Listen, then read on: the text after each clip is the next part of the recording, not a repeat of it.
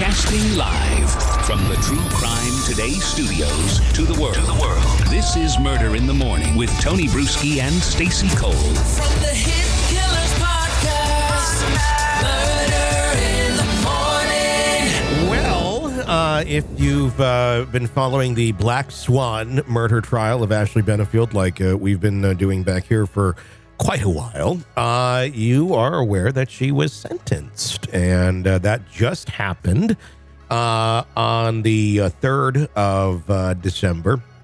Judge sentencing Ashley Benefield to 20 years in prison after she was found guilty of manslaughter for the 2020 shooting death of her husband, Doug Benefield. Of course, this has gained a ton of attention over time. I just watched the recent Dateline episode about it. I think it was on only a couple of weeks ago. That really went through the whole case again. And I've been going back and forth on this one, on what I think of her. Do I think she was truly innocent in this case? Was it self-defense? Is that truly what happened? Or is there something darker at play here? Was this more premeditated? Was this more planned because she didn't want Doug to have a part in the life of their daughter? Because that was pretty clear earlier on in previous hearings, where she's flipping out at people and officers and saying, arrest him right here in the courtroom, and if you don't, I'll do whatever I need to do to protect my baby. She sounds very much like a borderline narcissistic crazy person that is being told no, and then she's lashing out saying, I'm gonna, like, whatever, she thinks she's gonna do with whatever superpowers that she has. Clearly none of that worked out for her. So all that being said, someone who's that vicious, someone who wants to have somebody arrested for doing absolutely nothing, that's a person who's probably not going to stop at very much to get what she wants, and her goal being absolute custody and Doug not being there. Because as long as there's a court system, Doug's going to be a part of that kid's life. Well, and I think what it highlights too is, and you and I talked about this before we started recording here, is that a lot of times in divorce, when there's kids involved, and not always, but I tend to notice that the woman gets preferential treatment, that the kids are always going to be with the mom unless you can prove that she's, a crack smoking alcoholic that drives drunk 24/7 kind of thing. I'd say the men get the shaft. Statistically and historically, yes, without a doubt. Is it still swayed that way? Yes, without a doubt. But I do think it's swaying more in the other direction than we ever have in the past. Because I think you are seeing, thankfully, and not thankfully at the same time, that people are not fit to be parents. But I think you are seeing, like my world, where, dad is the one who's stepping up because the partner is not fit. And you just, you do what you need to do. And I think there's more of that is going on, and that courts are not just blindly now going into the will of the mother blindly. And I say that because there's a lot of times where it is done blindly. There needs to be, both sides need to be heard, and both sides also need to be, checked into to make sure their stories are legit, because we're talking about the lives of children. Exactly. And I do think it's important for a kid to have their mother in their lives, but if they're healthy.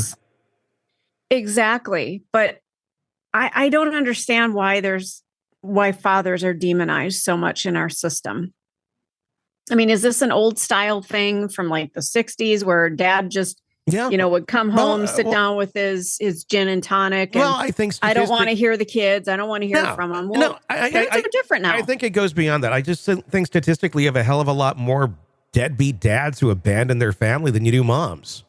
It just is what it is. There are more people like that. There are more men who do that and completely abandon the responsibility of being a father than you do statistically females that are doing it. We're seeing it more and more with females, but it's still nowhere fucking near the level that men have done that in. So, Yeah. I mean, it's a reflection of reality. The jury convicted Ashley in July following an emotional trial that focused on the state of mind of both the defendant and her late husband. In her testimony, Ashley Benefield spoke of a tumultuous and abusive marriage, and the defense brought in several experts to corroborate her claims of domestic violence. One key piece of evidence presented during the trial was the couple's ongoing custody battle over their child, which had contributed to the escalating tensions. Court documents revealed that the couple's relationship was fraught with marital issues, and domestic abuse had been a reoccurring theme. Defense witnesses included Dr. Jason S. Quintal, the couple's marital counselor, and Bruce Ferris, a domestic violence expert. Dr. Quintal testified that Doug Benefield had been domineering at times and controlling, despite Ashley Benefield's efforts to distance herself from him. Ferris, a former detective, highlighted the heightened danger when a domestic violence victim is trying to leave an abusive partner, particularly when children are involved. Quote, he was very much still wanting this to work, and their plans were to move to Maryland, Dr. Quintal said, emphasizing Doug Benefield's determination to restore the relationship despite Ashley Benefield's negative views of him. I don't think Doug was a saint or a good person in any of this either. I think he was an abusive individual. I think both were very unhealthy people at the end of the day, and this is the result of two very unhealthy people. You don't get this kind of explosion if at least one of them is healthy, unless it's, but I think both of these are very unhealthy people. And, maybe it's kind of sad. I mean, the truth at the end of this day is this kid that they had, that she's fighting so hard to protect, now for the next 20 years is not going to have any parent. Dad's not there. He's dead. And mom's going to be in prison. And that's not a good outcome for this kid. I mean, ultimately it's about the kid. It's not a good outcome for this kid. But I'm going to caveat there, because I'm going to say, if the parents were healthy. I think this kid may have lucked out. And rather than having to live a life with that as your mom, who's going to teach you how to be a manipulative, controlling narcissist, and if dad was around, you're going to see how to be abusive and just horrible behavior on both ends. The kid hopefully will be in an environment where maybe there'll be less of that or none of that. And they won't have to repeat the cycle or be molded into the monsters that their parents are. There's the silver lining, and it sounds horrible, I know. But you got to go back to the parents should be, if they were healthy, I agree. They're not. No, you're making a really valid point. It's real easy to put a blanket statement out there that, they should be with their parents. This is horrible. Mm-hmm. But maybe the parents were horrible, and the best thing is for this child, hopefully, to have found a better place. Yeah. To grow up and learn what a respectful relationship looks like. You hope.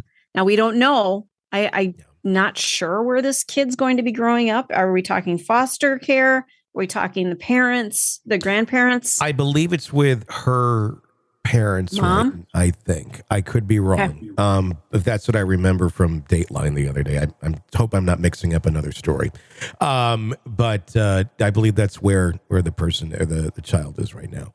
But yeah, I mean, again, you got the options. Okay, stay with blood mom, and look at the examples of her behavior thus far. How is that going to? That's who's going to guide and get this person into the world. Okay, there's your option one. Option two: mom goes to jail for being a horrible person and murdering the father, and she'll get out in 20 years.